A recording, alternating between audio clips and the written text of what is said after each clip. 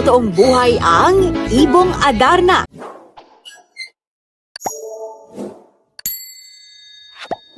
Nagpawaw sa mga netizen ang isang video dahil tila nakunan at nakita sa totoong buhay ang ibong Adarna na dati ay napag-aaralan at nababasa lamang natin sa mga libro.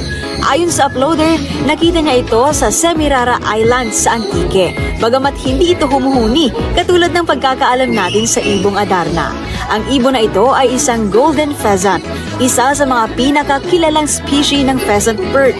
Hindi ito isang native Filipino bird kaya bihira lamang na mamataan dito sa ating bansa dahil karaniwang nakikita ito sa mga native forest ng Central at Western China. Samantala bukod dito, may ilang pagkakataon na ring may namataang real-life ibong Adarna sa bansa, gaya noong nakaraang taon kung saan nakita ang ibong ito sa Mount Apo.